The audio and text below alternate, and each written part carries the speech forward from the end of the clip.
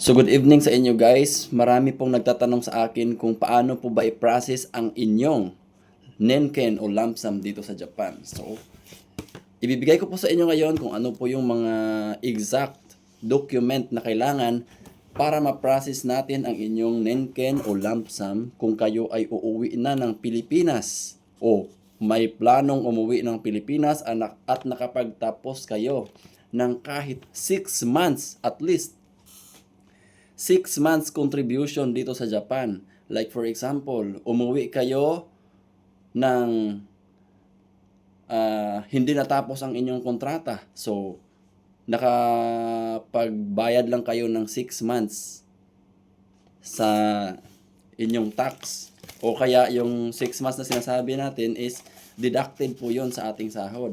So, lahat po ng mga taong, mga trainee, mga foreigner na nandito sa Japan na nakapagbayad po or nakapagtrabaho po ng 6 months at least ay pwede nyong i-process ang inyong ninkin or lump sum or tax refund. So, ang mga tax na binayad nyo, ibabalik yan sa inyo kapag kayo ay uuwi na ng inyong bansa. So, ngayon guys, ang unang document o ang unang tawag nating requirements para makumpleto ang ating mga requirements para ma-process ang inyong lump sum ay first is yung passport. So yung passport natin ay meron po tayong mga signature dyan. Like for example ha, kunin ko muna guys. Wait lang guys ha. So guys, ito yung passport natin guys. So ito yung unang requirements para ma-process natin ang ating lump sum. So ang una pong requirements guys is passport. So dito sa passport ay meron po tayo ditong front page kung saan meron tayong details sa ating details natin dito at meron din signature dito. So ito yung first page na kailangan. Yung first page sa passport is kailangan talaga kasi hinahanap ito ng tax office. So next is hindi lang yung first page. Next is ang ating visa. So sa page ng ating visa, so ipakita ko na lang sa inyo is yung aking yung una kong passport kasi expired na pero nandito yung aking visa. So dito sa visa natin guys, makita natin dito yung ating visa number. So like for example, Japan visa. So dito makita din natin kung kailan tayo inisyuhan ng visa. So, dito makikita din ang ating number of entries. So, for number of stay dito, year of stay. So, ang visa dito guys is kailangan. Kailangan talaga ang visa. Kasi ang Japan is kailangan ng visa.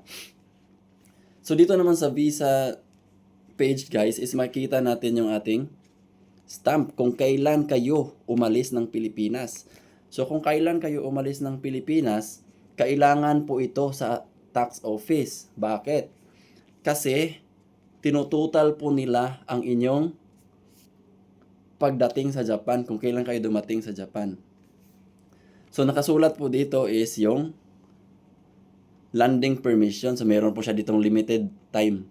Kung hindi kayo nakalipad dito, so magbibigay din sila ng bagong sticker kung kailan kayo makakalipad. So at dito naman guys, hindi lang to ang kailangan guys. Meron ding mga stamp dito. Meron ding mga stamp dito guys na sa ating departure stamp. So ang departure stamp is kailangan po ito ng immigration office. So lahat ng mga stamp dito sa ating passport guys is kailangan. So dapat before kayo aalis ng immigration, before kayo lalabas ng immigration, tingnan nyo ang inyong passport kung klaro ba yung stamp, readable ba yung stamp na na ini-stamp nila. Kasi doon sa may na-experience kami dyan sa Pilipinas, yung carbon nila is hilaw. Bali wala nang ink. So ginanon lang, so hindi makita, so magiging conflict po 'yan sa pag-process natin ng inyong lump sum. So next guys is Next guys is yung mga stamp nyo. So pag alis nyo ng Pilipinas, kailangan yon. Pagdating nyo naman dito sa Japan, kailangan po yung stamp. So dapat yung stamp is klaro. So klaro yung date, nakasulat yung date.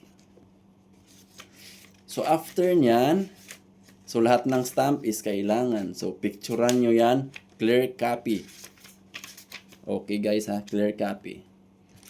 Next, kapag andito na kayo sa Japan at hindi kayo makakapasok dito kung wala kayong alien card. So, alien card. Sana ba yung alien card? Ipakita natin yung sample ng ating alien card. Hop! Hindi ito naka-ready guys, kaya ngayon, ipapakita ko na. So, ito yung alien card guys. O, yan. Yan yung alien card natin ha. Yan yung alien card natin guys. So, dyan nakasulat ang inyong period of stay, expiration date ng inyong pagstay dito sa Japan. So ngayon guys, dapat klaro ang inyong alien card. Klarong-klaro. So picturean nyo lang yan, front and back. So kapag hindi na kayo babalik sa Japan is bubutasan yan dito. So okay lang yan, pwede din.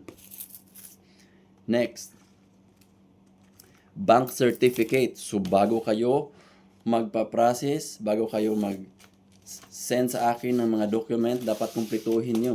So, merong bank certificate. Yung bank certificate is nakasulat dito ang account number ng inyong bank. So, mga recommended bank namin is BPI, Bangko de Oro or BDO, PNB.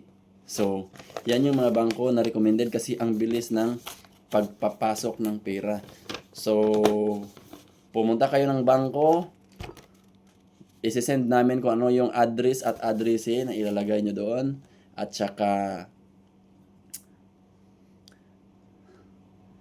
yung ano, yung bank account number ay dapat nakasulat doon sa bank certificate. At saka yung bank address at saka anong tawag dito? Yung bank address at saka bank account number. So yan yung kailangan natin guys ha. Next is yung Nenken number. So yung Nenken number is matatanggap nyo yan pag aalis na kayo ng Japan, ibibigay yan ng ating company.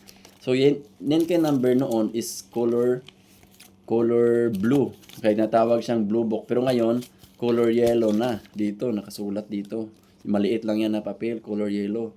Diyan nakasulat ang inyong account number. Ha? Account number. Ang Nenken account number. No? So, Nenken account number, nakasulat yan. Kailangan yan. Next. Ano pa ang kailangan guys? Yung Philippine address. So, yung Philippine address, kailangan yun. So, kung saan kayo nakatira, i-type nyo lang yung Philippine number nyo. Like, for example, wait lang guys ha.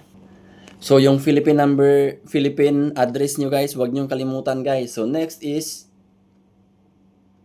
babalik tayo doon sa bank certificate. So, kailangan po natin ng SWIFT code kasi yung pag-transfer po ng pera is wire transfer international from Japan to your bank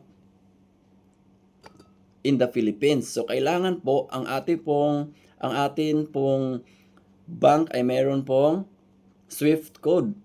So, dapat active.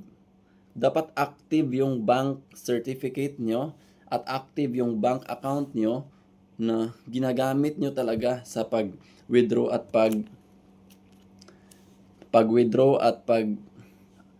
pag-deposit ng pera. Kasi kapag hindi po active, ay maghihintay naman tayo ulit ng another 4 months para i-process ulit ang inyong pag-transfer ng pera para reprocessing.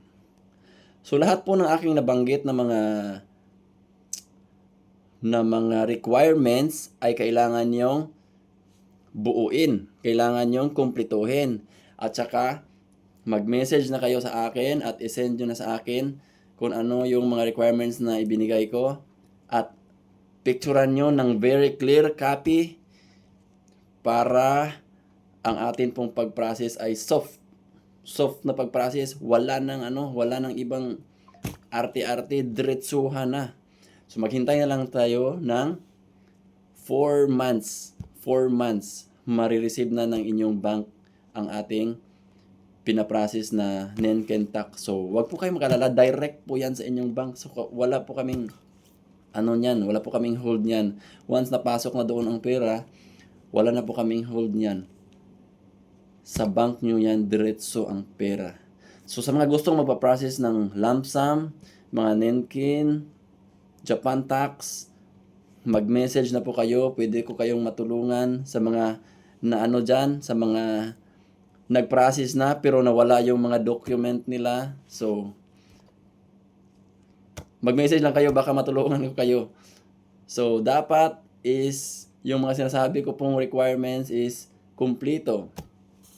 At saka sa mga nag-process dyan noon na hindi dumating, like for example, nag-process kayo tapos 8 months na, 1 year na hindi pa dumating, mag-message na kayo, mag-inquire na kayo.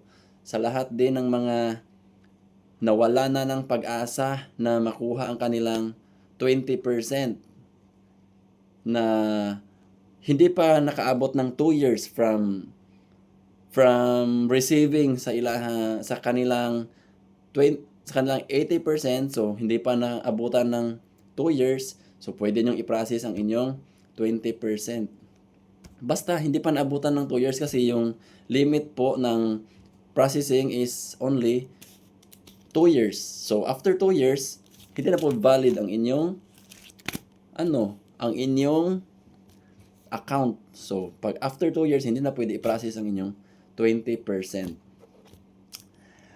So ang masasagot ko lang na mga tanong ang aking sasagutin. Ang hindi ko masagot, I'm sorry po, direct na po kayo sa Japan Tax Office kasi sila po ay makapagbigay ng mga sagot sa inyong mga katanungan na hindi ko masasagot. So, sa willing lang po magpa-process, huwag po kayong mag-hesitate na mag-message sa akin kasi yan po ay pera na po yan. Pera na po yan na pwede nyong makuha. Kasi binayad nyo po yan at pwede nyo yang kunin pabalik. Kasi dito kasi sa Japan, once may binayad ka at uuwi ka ng Pilipinas, ay ibabalik nila ang inyong tax. So, good luck po sa inyong lahat. At sana ay may nakuha kayong impormasyon sa aking mga sinasabi. So, mag-like at mag-share na sa aking mga videos at makakuha kayo ng mga pa-Gcash dyan. Magbibigay din tayo ng regular load para sa mga lucky sharer. So, Japan Tax, Japan Nenken. Goodbye.